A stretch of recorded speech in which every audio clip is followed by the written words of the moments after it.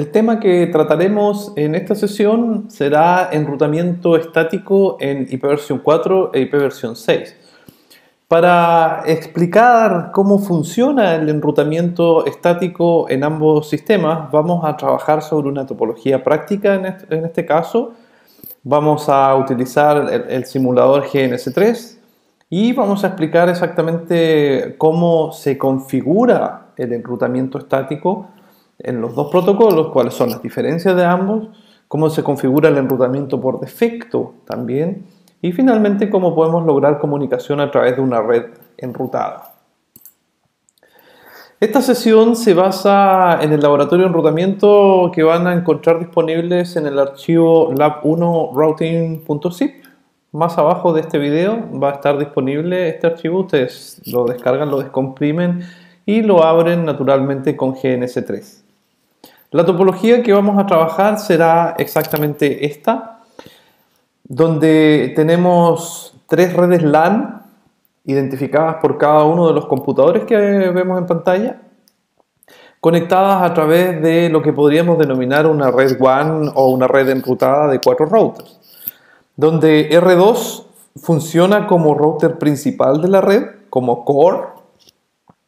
Y verán ustedes que cada uno de los enlaces tiene tanto una dirección IPv4 como una dirección IPv6. En este caso, esta configuración recibe el nombre de Dual Stack.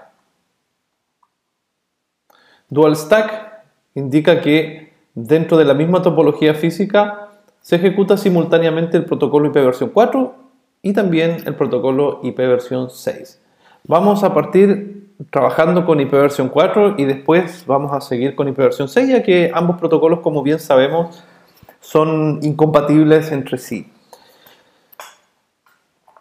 Nosotros ya hemos configurado anteriormente algunas cosas básicas con los routers con IPv4, también hemos visto los conceptos fundamentales de IPv6 y aquí los vamos a aplicar a la configuración de los routers. Entonces, para trabajar sobre esta clase, voy a abrir esta topología donde tengo todos los routers funcionando y en este caso voy a conectar todas las consolas.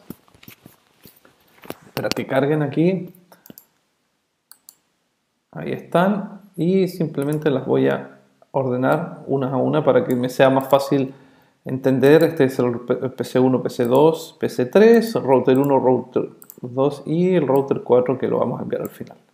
Bien, aquí me va a quedar más claro a mí sobre mi interfaz de consola para poder trabajar sobre los routers. Entonces, vamos viendo algunas cosas importantes. Lo primero que tenemos que hacer si revisamos nuestro objetivo en el laboratorio es lo siguiente. Antes de trabajar netamente en la configuración, vamos a tener que verificar en primer lugar que exista conectividad tanto en IPv4 como en IPv6 en cada enlace local, ¿ya? Luego de que el paso 1 esté revisado y funcionando correctamente, vamos a proceder a implementar el enrutamiento. ¿Cuál es el objetivo de este enrutamiento? El objetivo del enrutamiento es muy simple. Nosotros tenemos aquí distintos dominios de capa 2, podríamos llamarlo de esa manera, o distintas redes. En este caso, este computador que conecta con el router 1, entre router 1 y router 2 y router 3, luego acá abajo, también entre router 2 y 4 y finalmente la red de acá. Tenemos en total 6 redes que debemos configurar. Entonces nos tenemos que asegurar de que entre estos dispositivos exista conectividad. Primero entre el PC y el router, luego entre el router 1 y el router 2, luego entre el router 2 y el router 3. Router 3 y el PC podríamos llamarlo PC2. Creo que en la topología también se llama PC2. No, esto está invertido. PC1, 2 y 3. Lo vamos a corregir inmediatamente para no confundirnos. Aquí está. Entonces, este va a ser nuestro PC1, este va a ser nuestro PC2 y este va a ser nuestro PC3. Entonces, también tenemos que verificar conectividad entre el PC3 y R3, entre R2 y R4 y entre R4 y R2. Eso, una vez que estéis funcionando, luego vamos a configurar el enrutamiento para que cada uno de estos PCs pueda llegar al otro que está remotamente y a las redes intermedias también. Bien, así que nuestro primer paso va a ser verificar conectividad. Para eso voy a ir al PC1, en primer lugar aquí está, PC1 que está simulado con BPCS, que es el simulador de GNS3. Entonces vamos a ver, este equipo no tiene ninguna dirección IP, ¿ya? No está trabajando con direccionamiento IP, por lo tanto vamos a inmediatamente agregar 192.168.10. No creo que 1 porque voy a reservar la primera IP de cada subred para las interfaces del router, entonces podemos trabajar simplemente con la IP 100, la máscara 24 para no complicarnos. Y ahí está. Luego, en este caso, el PC2, vamos a ver si es que tiene IP, también el mismo caso. Aquí vamos a usar la IP 30. A ver, vamos a ver. Sí. IP 192.168.30.100. También máscara 24. Y el PC3 tampoco tiene una dirección IP, por lo tanto vamos a configurarle de acuerdo a nuestra topología la IP 20.100. Estoy eligiendo la 100 por ser cualquier IP disponible en la subred.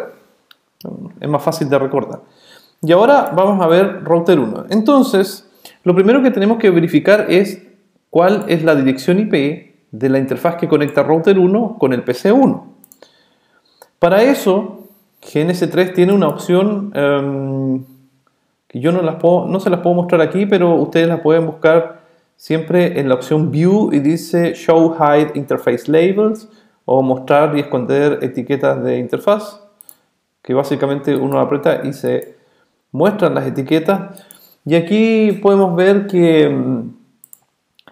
la interfaz de R1 que conecta con PC1 es la faz 00. Entonces inmediatamente vamos a revisar la configuración de ese router con el comando show IP interface brief. ¿Sí? Este equipo tiene configurada efectivamente la 10.1 y dice que está arriba, por lo tanto si es que nosotros enviamos un ping hacia la 100.1 debiese funcionar. Perdón, no es la 100.1, esto es... No, ok. Tenemos que esperar que termine. Si ustedes no quieren esperar que termine el ping, pueden presionar Ctrl Shift F6 o Ctrl Shift 6 también. Esto es la interfaz 10.100, es la IP del PC1. Vamos a ver si funciona. Ahí está. Se perdió el primer ping porque las tablas están vacías, pero ahí está el primer ping. Del PC de R1 a R2 tenemos que las direcciones IP son 10.177.02 y 10.177.01. Y aquí, bueno, vamos a actualizar este diagrama para que nos quede más claro. 100, yo voy a configurar las IP 100 en los PC. Esto simplemente porque es mucho más fácil seguir la topología con las direcciones correctas. Entonces, volvemos aquí a R1.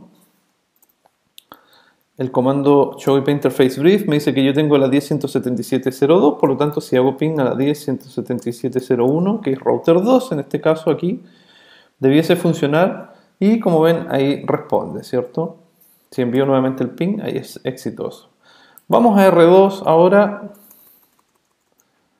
Show IP interface brief. Este router tiene configurado las tres interfaces, entonces como ya sabemos que R2 y R1 tienen comunicación en IP versión 4, vamos a ver R2, R3. Vamos a hacer un ping a la IP 06. Ahí está respondiendo. Y también más abajo a la IP 10 que corresponde a la interfaz de R4.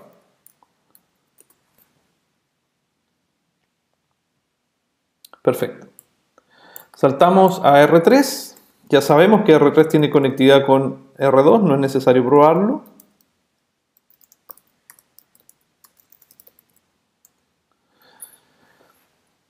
Y debiésemos tener conectividad sí con la máquina 100, que en este caso es el PC número 3 que está a la derecha. Ahí está respondiendo perfectamente. Y nos queda por último revisar la conexión entre R4 y PC2, que vendría siendo la de IP 30.100.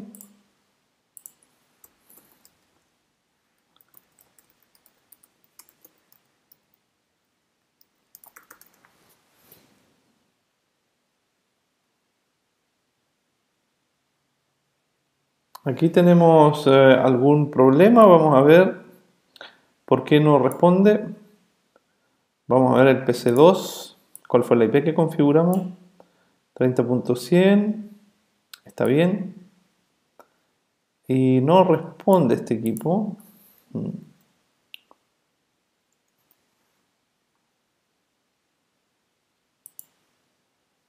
Veamos también desde el PC. Veamos la configuración IP nuevamente. Este es el PC3, no, estamos viendo el PC2, show IP. Este equipo tiene la IP correcta, pero sin embargo no podemos llegar con ping al equipo. Tiene que haber algún problema con el simulador. Voy a detener este video, voy a arreglar la conexión y les cuento inmediatamente cuál era el problema. Bueno, el error era bastante simple, era absolutamente culpa mía, porque yo aquí voy al router 4 y escribo show IP interface brief y veo que la interfaz Gigabit Ethernet que conecta hacia abajo está administrativamente apagada. Entonces la solución es muy simple. Entramos al modo global de configuración y luego vamos a la interfaz Giga 1.0 y simplemente la levantamos con no shutdown.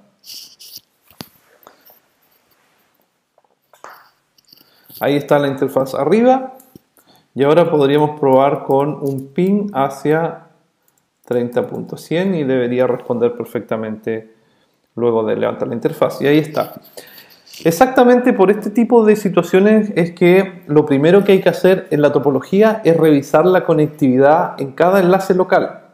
Porque si después nos ponemos a crear las rutas, vamos a crear una capa más de comandos, por decirlo así, y solucionar un problema va a ser mucho más difícil. Entonces conviene darse un par de minutos antes para revisar esto.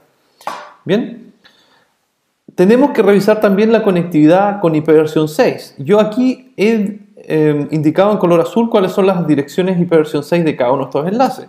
Entonces vamos a ver la configuración primero del PC1. Show IP. Show IP no tiene ninguna configuración en IPv 6. Por lo tanto, tampoco la va a tener PC2 ni PC3. Router 1, vamos a ver cuál es su configuración IP. Y aquí quiero empezar con la primera diferencia. Para yo poder ver cuál es la configuración de las direcciones IP versión 4 en Router 1, ejecuto el comando show IP versión interface brief, como lo acababa de hacer hace un momento atrás. Bien, pero cuando quiero ver la configuración de las direcciones IPv6, siempre tengo que reemplazar el comando IP por IPv6. El sistema operativo de Cisco trabaja los dos protocolos con los mismos comandos, pero la única excepción es que en vez de IP se utiliza IPv6. Así, si ustedes quieren agregar una ruta con IProute, en IPv6 va a ser IPv6 route. Bien, aquí podemos ver cuáles son las interfaces que tiene este router 1 y podemos ver que tiene asignadas ya las interfaces globales, como habíamos visto anteriormente en las clases de IPv6. Entonces aquí tiene la IP de enlace local de la fase 00 que conecta con PC1 y también tiene la IP global. Podemos probar inmediatamente conectividad haciendo ping desde el PC1 hacia la interfaz link local de R1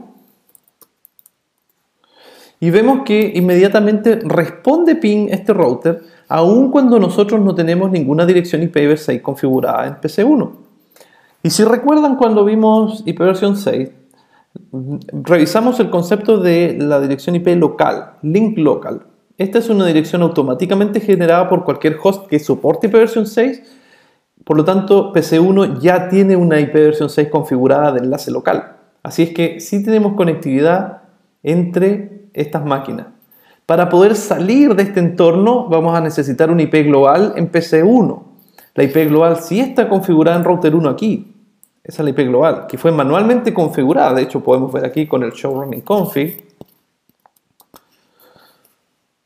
Y podemos ver que en este caso la interfaz FAT00 tiene el comando IP versión 6 address. Aquí está el prefijo utilizado y se generó la IP con EUI64. Así es que podemos probar conectividad entre los routers. En este caso vamos a ver cuál es la dirección IPv6 de show IPv6, no, esto es show IPv6 interface brief. Aquí está, ¿cierto? Estas son las mismas direcciones que están asignadas aquí, ya las globales existen.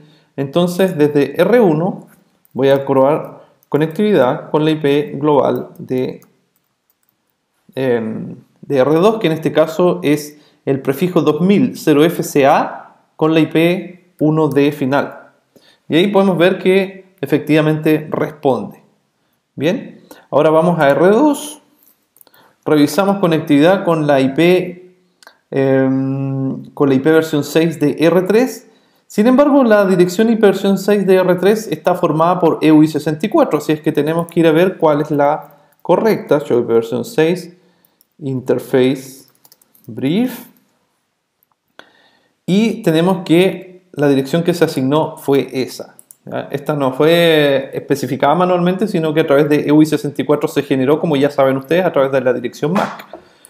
Vamos a hacer un ping a esta dirección global y vemos que efectivamente responde, o sea, tenemos comunicación de R2 a R3.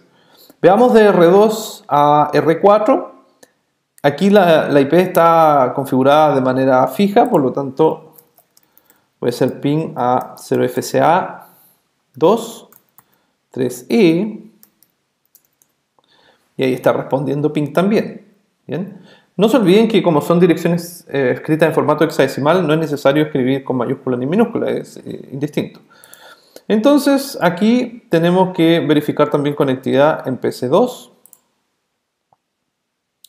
Para eso voy a revisar, no quiero cancelar, voy a revisar cuál es la configuración.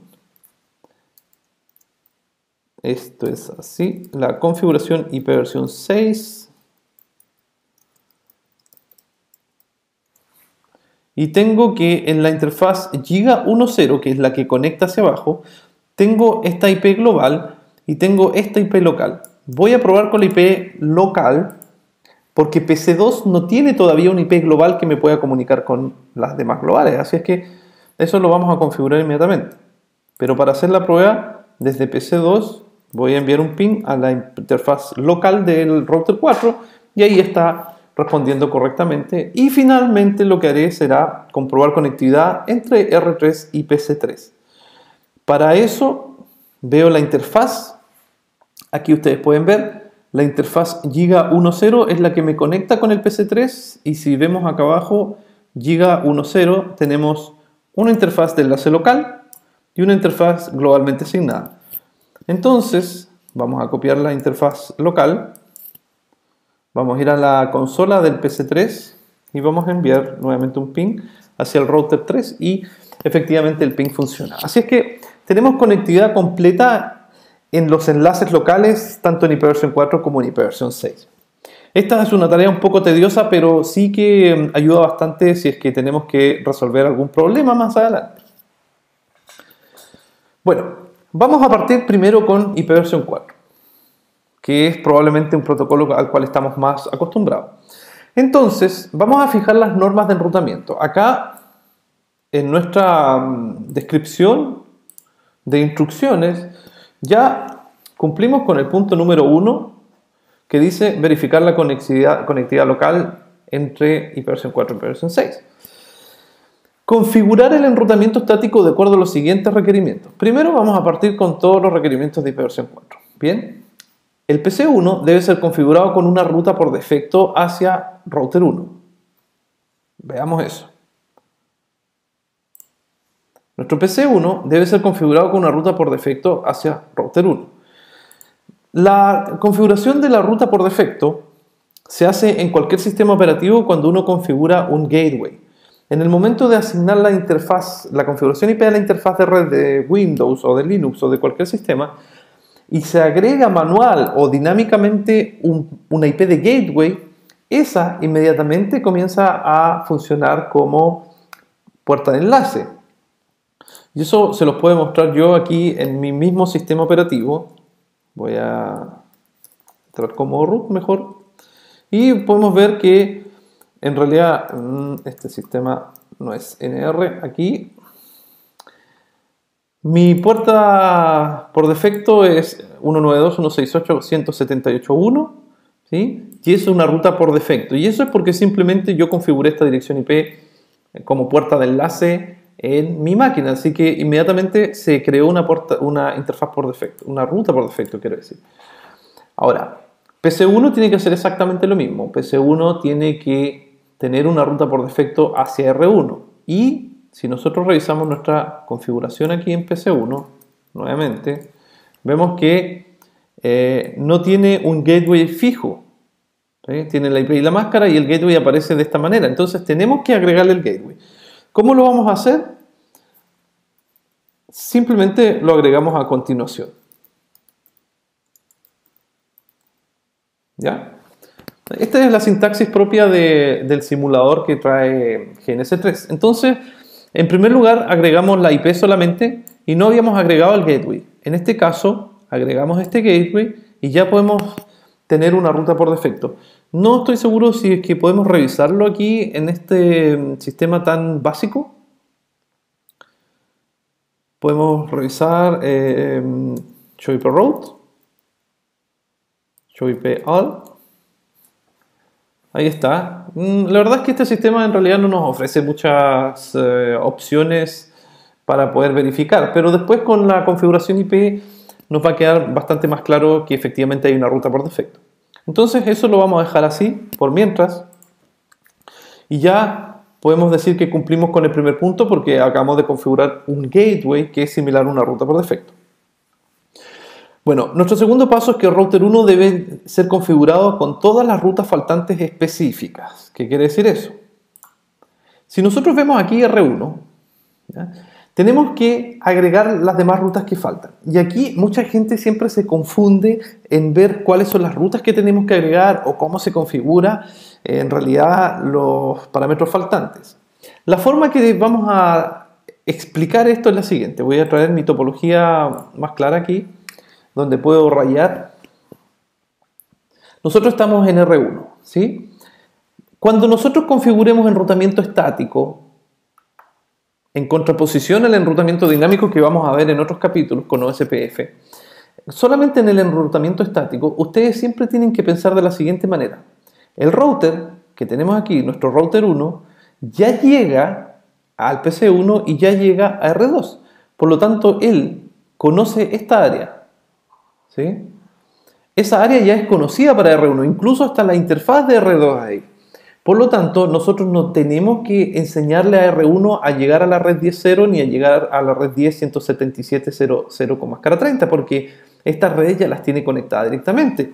Incluso lo podemos probar aquí con el comando show ip-route. Vamos a ver la tabla de enrutamiento de R1, ¿sí? Y en la tabla de enrutamiento ustedes pueden ver aquí el comando show ip-route. Ya sabemos que aquí está conectada a esa red. Fíjense bien. La C significa que está conectada directamente. Entonces, router 1 ya sabe cómo llegar a esta red a través de Gigabit Ethernet 1.0, que es la interfaz de acá. Y también sabe cómo llegar a la IP 10.0.0, 10.0, aquí está, a través de la faz 0.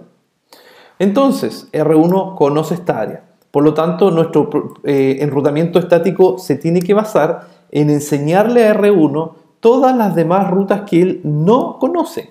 Es decir, R1 no sabe que existe esta red, tampoco sabe que existe esa, tampoco sabe que existe esa, ni tampoco esa de acá. ¿Bien? Y eso es lo que nosotros tenemos que enseñarle a R1 a llegar a través de enrutamiento estático. Nunca configuren una ruta estática a través de un enlace conectado directamente. Entonces, para conectar esto, vamos a ir a la configuración de R1, vamos a entrar al modo global de configuración y vamos a agregar la primera ruta en R1. Lo primero que vamos a hacer es que le vamos a enseñar a R1 a llegar al enlace que está entre R2 y R3. Para eso, vamos a utilizar el comando ip-route y este comando recibe siempre por lo menos 3 parámetros distintos. El primer parámetro, ustedes lo pueden ver ahí, es el prefijo de destino. Entonces, nuestro prefijo de destino va a ser 10.177.0.4.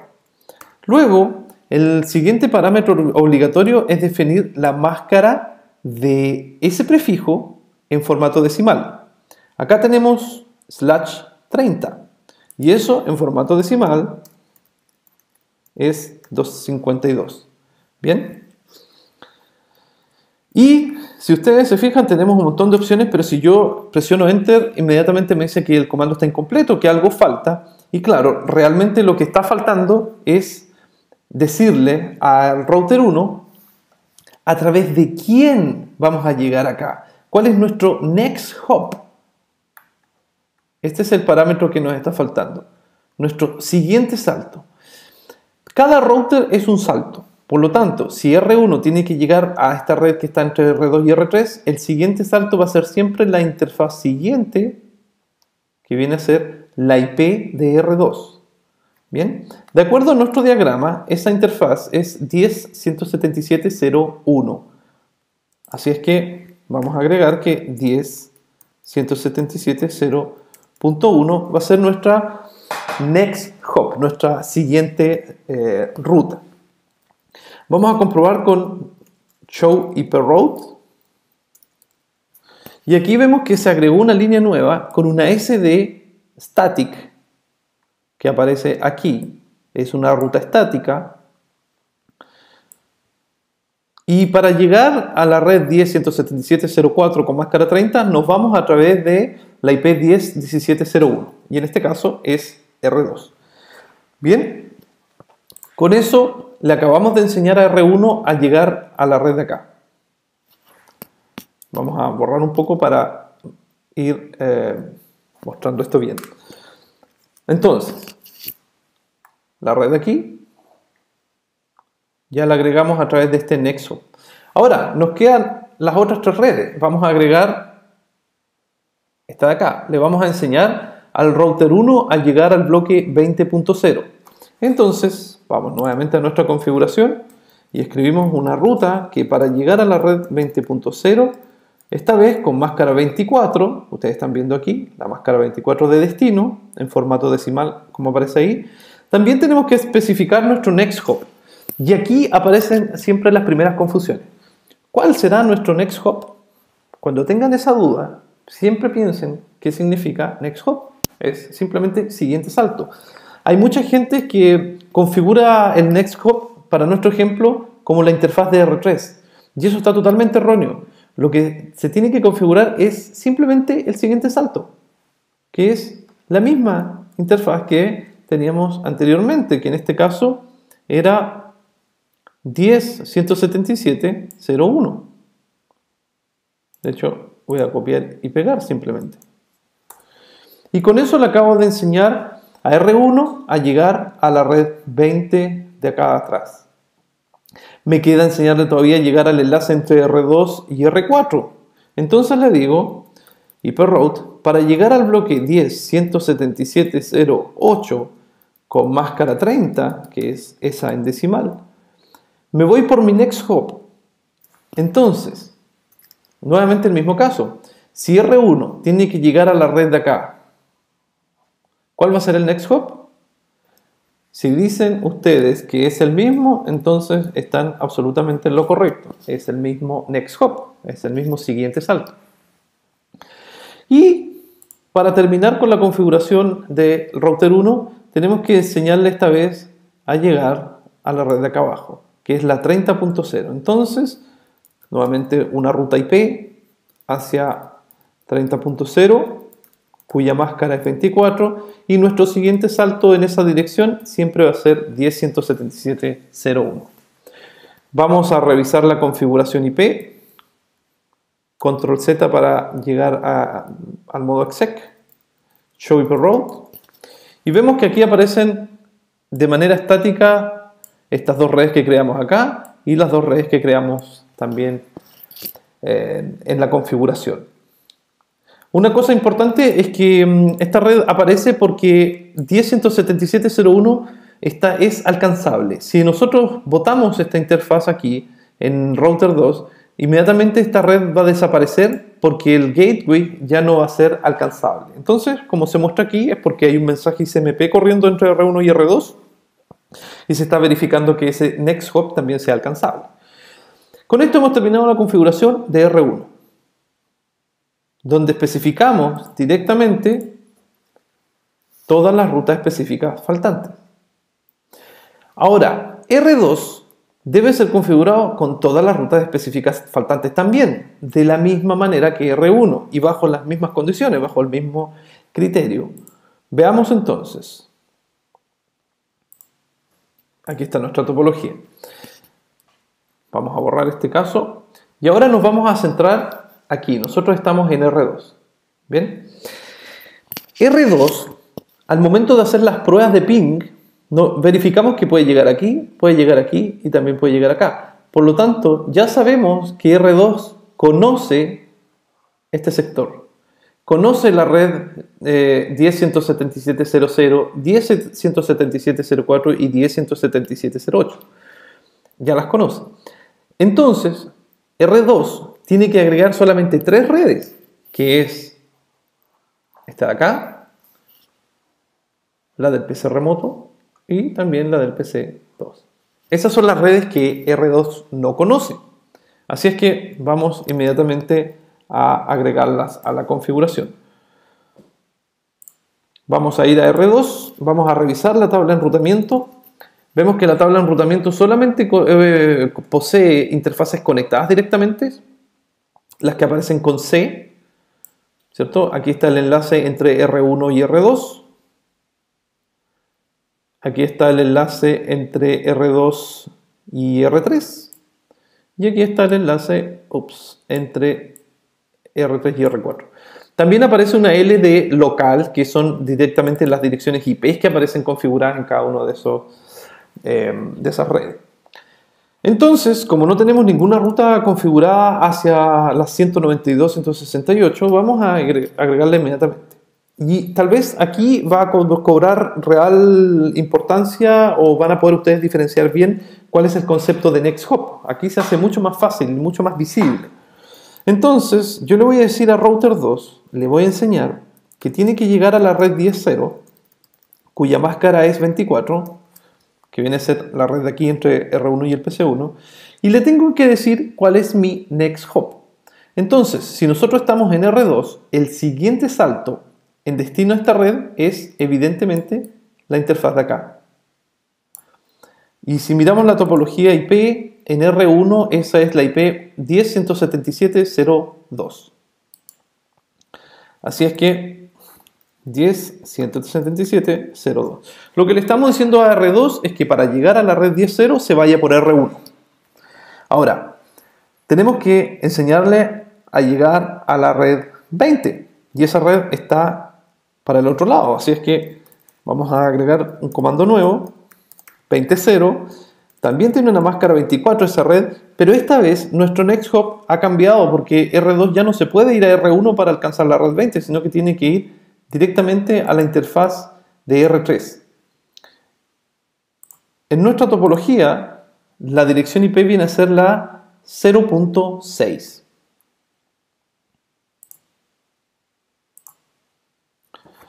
.177.0.6.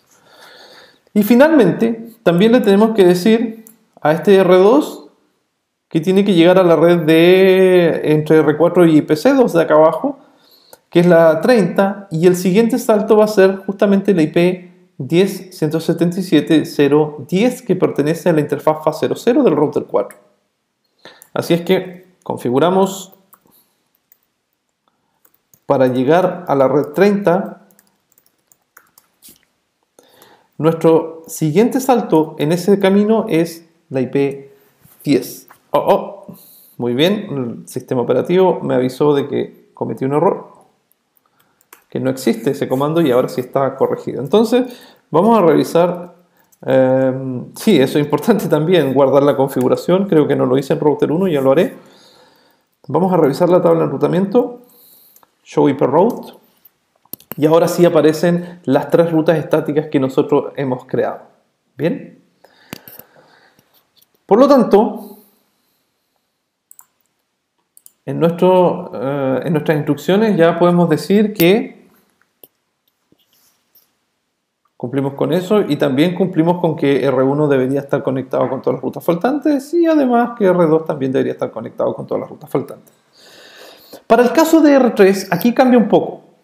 Dice, R3 debe llevar una ruta por defecto hacia R2 con la IP de siguiente salto como argumento. Y esto lo voy a destacar acá. R3 debe llevar una ruta por defecto hacia R2 con la IP de siguiente salto como argumento.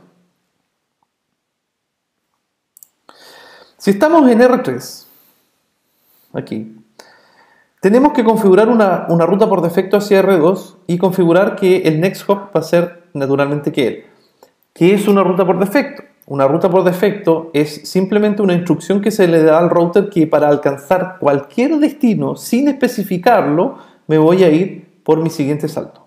Que es lo mismo que tienen los computadores con el cual configuramos un gateway. Estos computadores tienen una ruta por defecto que viene a ser evidentemente que el único router que tienen. Así que R3 tiene el requisito de configurar una ruta por defecto. Y aquí en realidad tiene bastante sentido porque R3 no importa dónde vaya, si va a la red de acá, a la red de aquí o las de abajo, siempre tiene que ir a R2. Así es que es mucho más fácil configurar una ruta por defecto aquí. Vamos a ir a R3. Aquí. Verificamos la configuración IP, la configuración de enrutamiento. Sabemos que no hay ninguna ruta aparte de las conectadas, entonces vamos a agregar una ruta por defecto. La ruta por defecto es muy simple y ustedes simplemente tienen que escribirla con el destino 0000, la máscara 000, ¿sí? Y el siguiente salto que viene a ser esta interfaz del router 2, que viene a ser también en nuestro ejemplo la IP 5. 10.177.0.5. Revisamos nuevamente nuestra tabla de enrutamiento y aquí podemos ver que apareció una ruta estática con una figura de asterisco aquí y si revisamos también esto dice que es una ruta candidata a ser ruta por defecto. Bien. Ustedes se estarán preguntando, bueno, ¿no es acaso que R1 puede hacer exactamente lo mismo y habernos ahorrado el haber escrito toda esta subred? Que también aparecen acá en show run. Podemos ver también los comandos que nosotros ingresamos. Ahí están las 4 rutas, ¿cierto? En R1 nosotros ingresamos manualmente las rutas de acá, pero en R3 ingresamos solamente una ruta por defecto para llegar a todas. La verdad es que en R1 también se puede hacer lo mismo. Y eso es porque R1 tiene solamente una salida hacia el resto del mundo, que viene a ser R2. Se complicaría un poco la cosa si es que nosotros en algún momento en el futuro levantamos un enlace entre R1 y R4 y creamos aquí una red redundante. Pero ahora, para explicar cómo funciona el enrutamiento básico, lo vamos a dejar de esa manera. Así es que hemos cumplido también con que la ruta por defecto de R2 tenga como argumento la IP del siguiente salto. En R4 hay una instrucción muy parecida, pero debe llevar una ruta por defecto hacia R2, esta vez con la interfaz de salida como argumento. Veamos de qué se trata eso. Si vamos a nuestra topología, aquí está nuestra topología, tenemos que R4 tiene que alcanzar todas las redes de ahí arriba, las 4 que están acá. Porque él conoce naturalmente que las que tiene conectadas directamente, es decir, el enlace entre R4 R2 y R4 y el PC2. R4 también tiene la opción de enviar una ruta por defecto porque no importa si va a cualquiera de las redes de arriba, siempre va a utilizar a R2 como salida preferente. Así que podemos reemplazarlo por una ruta por defecto. Pero la ruta por defecto que vamos a escribir en R4 va a ser un tanto distinta respecto a las otras. Vamos a revisar la tabla de enrutamiento para verificar que no haya ninguna ruta creada, aparte de las que se generan automáticamente, ahí están, con las redes conectadas directamente. Vamos a agregar una ruta por defecto con la máscara por defecto. Y acá yo tengo varias opciones. Si escribo el signo de interrogación, como lo acabo de hacer, el sistema operativo me permite a mí escribir directamente la dirección IP del siguiente router, como lo hemos hecho hasta ahora, o especificar una interfaz. ¿Cuál será la interfaz de salida de R4 hacia R2? Bueno, eso lo podemos ver aquí en nuestra topología, y en este caso es la interfaz FAS00. Así que simplemente decimos fast Ethernet 0/0. Ok, esta es solamente una advertencia que me da el router. El sistema operativo dice que esta ruta por defecto no tiene gateway, no tiene una IP en particular, y que si no es un enlace punto a punto puede generar problemas. Este físicamente es un enlace punto a punto porque tenemos solamente dos hosts a través del cable, pero en algún caso si aquí hubiese un switch entre medio y tuviésemos más routers en este mismo segmento, esta topología o esta instrucción podría generar problemas. ¿Ven?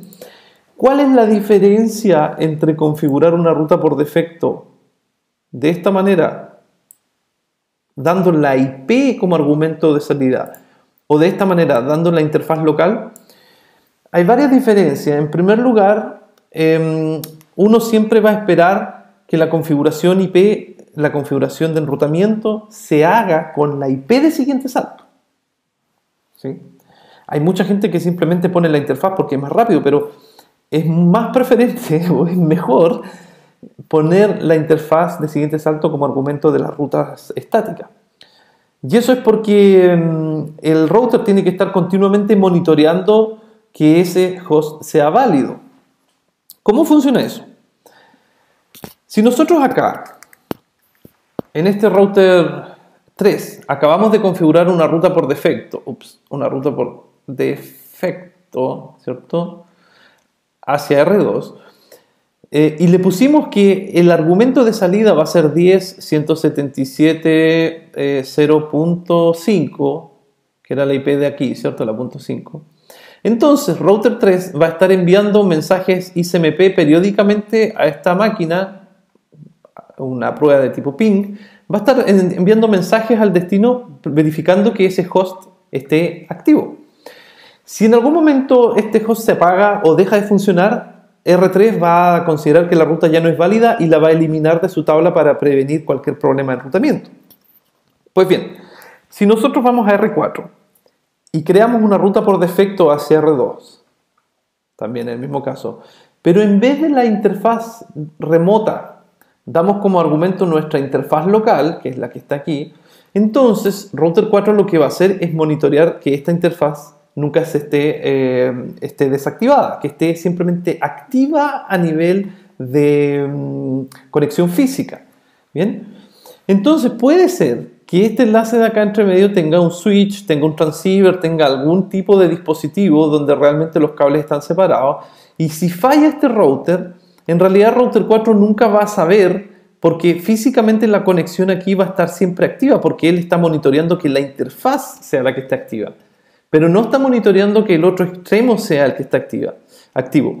Por lo tanto, R4 va a validar que la ruta es correcta simplemente fijándose que la interfaz no caiga, aun cuando a nivel IP puede ser que R2 ya haya dejado de funcionar. Así es que esa es la razón por la cual no es tan recomendable utilizar la interfaz de salida como argumento en una ruta estática, a no ser que no se conozca cuál es la interfaz del otro extremo, porque por ejemplo se recibe por DHCP. En ese caso podría ser una solución. Pero si no es eso, se recomienda siempre utilizar direcciones IP de siguiente salto.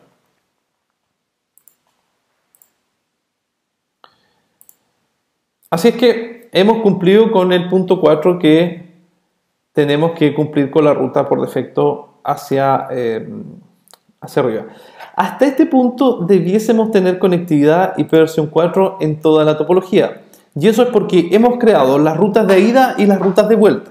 Si ustedes se fijan aquí en R1, nosotros agregamos las rutas estáticamente en cada uno de estos enlaces para que los paquetes que lleguen aquí puedan ir.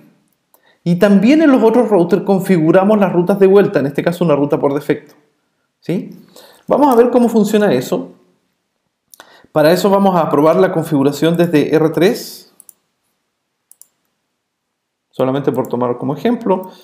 La IP de acá es la 2100 y la IP de 1 dijimos que era 10100. Así es que desde PC3 podríamos hacer un ping a 10100 y esto debiese funcionar si es que no tuvimos ningún problema. Bueno, acá algo nos está reclamando de que hay un problema y no podemos llegar a destino. Entonces, si revisamos bien el comando show IP, vemos que nuestro host tampoco tiene gateway. Aquí no lo hemos cambiado. Vamos a agregar, en realidad modificar la configuración IP de PC3, que tenía la IP 20.100 con máscara 24, y le vamos a agregar cuál es su puerta de enlace, que esto no lo habíamos hecho al principio. Y aquí me está reclamando, dice, es que puse show IP y para configurar aquí solamente se agrega el comando IP. Ahí está. Entonces estaba buscando por IP duplicada. Al no tener un gateway, PC3 no sabe a dónde tiene que ir si es que le piden comunicarse con una red remota. Y ahí podemos ver que el ping efectivamente está respondiendo entre PC3 y PC1. Bien, analicemos un poco esta situación. Para eso vamos a hacer ping también a PC2, que debería tener la IP 20.200. No, pasó algo que no quería. Se cerró el proceso de PC3, el host. Voy a probar entonces desde el otro lado, entre PC1 y PC2. Es otra falla del simulador. Show IP. Vemos que esta máquina tampoco tiene gateway, así es que vamos a agregar el gateway. Para eso agregamos la misma dirección IP y le agregamos también que el gateway va a ser 30.1. Nos dice, ¿qué está pasando aquí? Algo está sucediendo con la máquina virtual. Vamos a apagar esto mejor y encenderlo de nuevo, a ver si es que así se soluciona. A veces no se soluciona.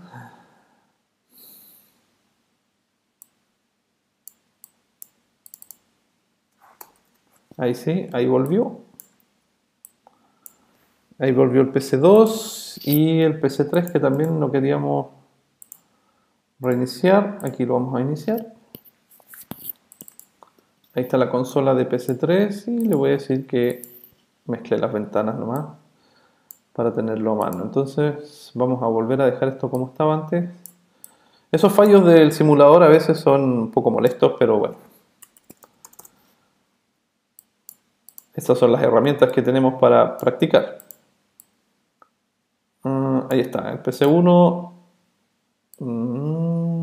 Momento. Creo que perdí muchos minutos ordenando esto. Ahí sí, ahí está tal como estaba antes. Bueno, estábamos en que perdimos todas las configuraciones. Bueno, no es grave, la configuramos rápidamente con el gateway correspondiente. Y sí que voy a guardar antes de que se caiga. Luego, este era 30. No. Usted. ¿Qué pasa aquí? Nuevamente un problema. Tenía que arreglar la dirección IP. Bueno, esta era la 30. No el otro era 20. Y tampoco es 1. Ahí sí.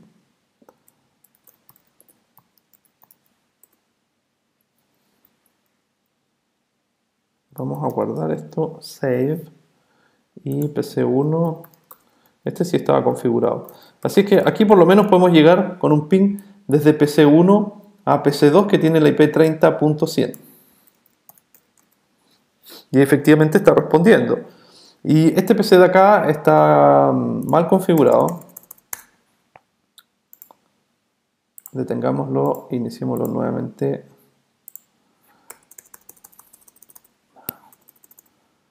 Siempre es un grave problema esto de las simulaciones, porque suceden cosas como esta que nos hacen solamente perder tiempo. Bueno, pero aquí está el PC3 nuevamente ya de vuelta. Lo voy a dejar en una ventana afuera porque en realidad ahí sí se configuró, pero tiene mal la dirección IP porque me confundí al principio, pero lo vamos a arreglar inmediatamente. Le vamos a agregar el gateway. Y también me dice que... los comandos se mezclan.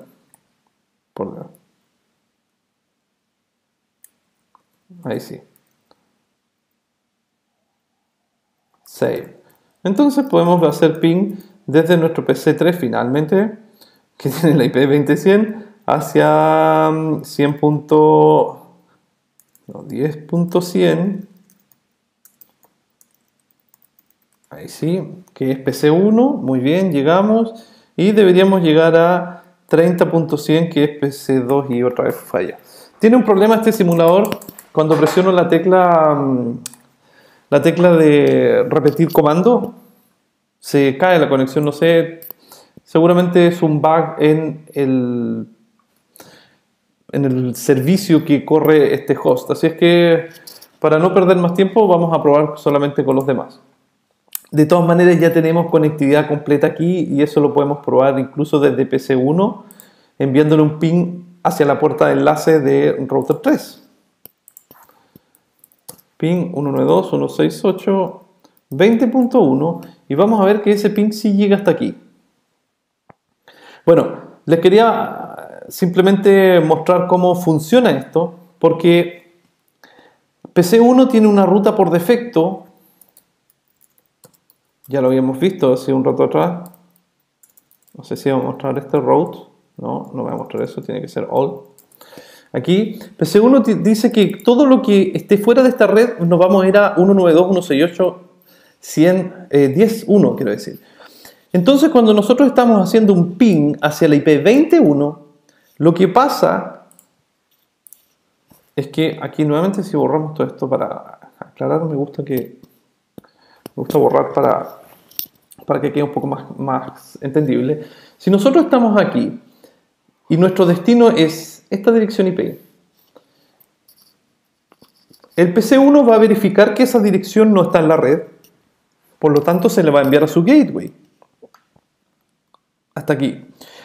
R1 recibe un paquete IP y mira la IP de destino, porque este es un paquete IP que tiene en su encabezado una IP de destino, ¿cierto? Como nosotros aprendimos en las clases anteriores, que aquí viene el payload y aquí viene el IP header que tiene una IP de destino y una IP de origen. Entonces el router lo que hace es que mira cuál es la IP de destino, consulta su tabla de enrutamiento, aquí estamos en R1, dice, ok, me llegó un paquete IP que va hacia la red 20. ¿Cuál es la tabla de enrutamiento? Mira y efectivamente tengo una entrada de enrutamiento, una ruta estática, y dice que si quiero llegar a la red 20 me tengo que ir a través de la IP 10.177.0.1. ¿Bien? En nuestra topología la IP 01 es R2, por lo tanto él toma ese paquete IP, lo conmuta a través de su interfaz de salida y se lo envía a R2. R2 recibe este paquete IP que va con destino a la IP 20.1. Ahí está. Entonces, cuando R2 recibe este paquete, nuevamente mira su tabla de enrutamiento, aquí está, y dice, ok, para llegar a la red 20.0, en realidad tengo que reenviar esto hacia 10.177.0.6. Nuestra topología, el 0.6, está aquí, lo podemos comprobar, ¿cierto? La interfaz de router 3. Por lo tanto, él sabe que tiene que conmutar ese paquete en su interfaz hacia router 3 y no su interfaz hacia router 2. Y él recibe después R3 esa petición. R3 también recibe este paquete IP que va hacia la 21. Mira su tabla de enrutamiento, aquí está, y dice, bueno, para llegar a la red 20.0, en realidad yo la tengo conectada directamente a través de mi interfaz Giga 01. Y la conmuta solamente hasta aquí. Y eso hace que el ping vaya al destino. Pero los paquetes ping se consideran también de tipo round trip o de ida y vuelta, ¿sí? Por lo tanto, cuando nosotros enviamos este ping, lo voy a mostrar acá, aquí, el PC1 recibió la respuesta. Entonces, este paquete ping llegó a destino, pero ahora también tiene que volver correctamente. ¿Cómo sucede eso? Bueno, si ustedes se recuerdan, aquí está el paquete IP. Voy a dibujar para tener consistencia, lo voy a hacer como corresponde. Aquí, supongamos que este es el payload, que en realidad lo voy a dibujar más chico solamente por una cosa visual. Y este es el encabezado IP. El encabezado IP lleva como destino la IP 192.168.20.1, ¿sí? Y el origen es source 192.168, en este caso 10.100, que es la IP que corresponde a PC1, que fue quien generó este ping. Entonces, cada vez que va pasando por entre medio de los routers miran este paquete IP y miran cuál es la IP de destino, y en base a este parámetro 20.1 van viendo hacia dónde tienen que enviar y conmutar ese paquete. En otras palabras, los routers siempre miran las IPs de destino. Bueno, hasta que llegó al router 3, el paquete correctamente fue procesado en el destino, pero ahora tiene que ser enviado de vuelta. Para eso, router 3 toma este paquete IP, destruye este encabezado y genera uno nuevo con el mismo payload, que en este caso una carga útil de un paquete ICMP, y genera un nuevo paquete IP, pero ahora va a dar vuelta esto, va a invertir las direcciones, y la que antes era origen, ahora va a ser el destino, es decir, esto va a ir destinado a 10.100 y va a ir con origen 20.1. ¿Sí? Entonces, router 3 dice, ok, tengo que enviar un paquete IP ahora hacia 10.100, que es la respuesta, ¿cierto? Esta no es, esta es. Router 3, su tabla de enrutamiento dice, mira, quiero llegar a la IP 10.100. Mira su tabla de enrutamiento en busca de alguna entrada. ¿Tiene alguna?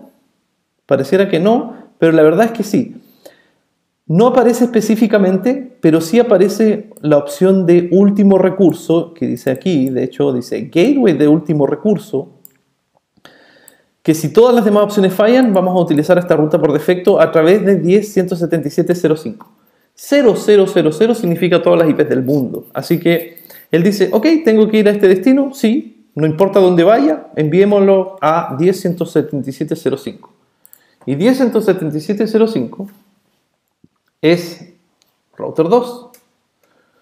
Router 2 toma este paquete que va hacia el destino 10.100, nuevamente mira su tabla de enrutamiento y dice, bueno, tengo que llegar a la IP 10.100. ¿Dónde está? Y nosotros mismos creamos una ruta por defecto, no una ruta por defecto, sino una ruta estática hacia la red 10.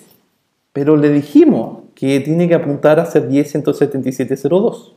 Aquí está. Entonces, router 2 toma esto y lo envía al 02, que es router 1. Router 1 toma la tabla de enrutamiento porque recibió ese paquete IP y dice, tengo que llegar a la IP 10.100. Y la 10.100 está conectada directamente a través de su interfaz FA00, así es que no le queda más que reenviar al destino, y ha llegado el primer paquete IP de vuelta. Para eso es el enrutamiento. Muy bien. Así que ya completamos la parte de configuración de IP versión 4. Como verán, no es muy complicado. Solamente recuerden que los routers conocen directamente lo que tienen conectado y ustedes tienen que enseñarles las demás rutas que no conocen. ¿Bien? Ok. Vamos a revisar ahora lo que sucede con la red IP versión 6.